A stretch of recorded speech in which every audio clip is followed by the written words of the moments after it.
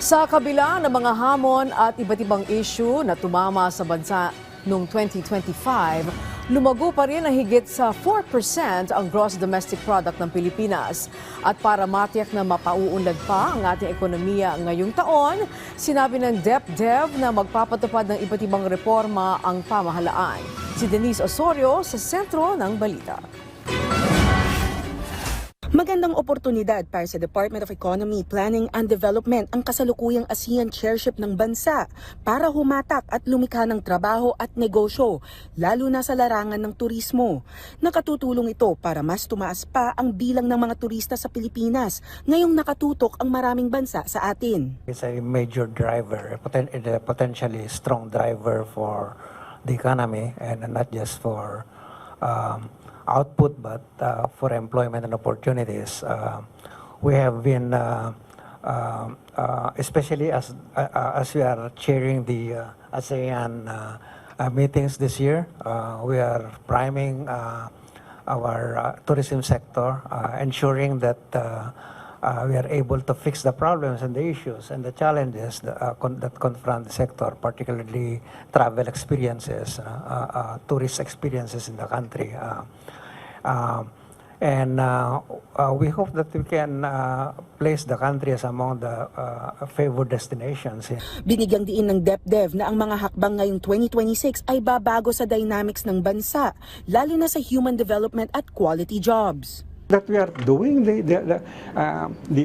measures that we think are for example for the GAA this year, it's well focused on education. You know what has been being told about how bad we are as a country, you know. Ito ay para maibsan ang bahagyang pagbagal ng growth ng ekonomiya ng Pilipinas sa pagtatapos ng 2025. DepDev, sa pagtamlay ng kumpiyansa sa bansa, ang issue sa mga flood control projects. Ayon sa Philippine Statistics Authority, lumago ang gross domestic product o GDP ng 3.0% sa ika-4 na quarter ng 2025 at 4.4% para sa buong taon. Mas mababa ito kumpara sa 5.7% noong 2024. Pinakamalaking nag-ambag sa pagtaas ng GDP ang wholesale and retail trade, financial and insurance activities, at public administration and defense. Sa major sectors, umangat ang services ng 5.2% at agriculture, forestry and fishing ng 1.0%. Pero bumaba ang industry ng 0.9% sa ika-4 na quarter. Tinukoy naman ni DepDev Secretary Arsenio Balisacan na malaki ang naging epekto ng pagbagsak ng public construction sa overall growth, kasabay ng paghigpit sa mga proyekto matapos ang issue sa flood control. The sharp contraction of public construction in the fourth quarter contributed to something like 2.2 percentage point in the decline. No? So, in other words, if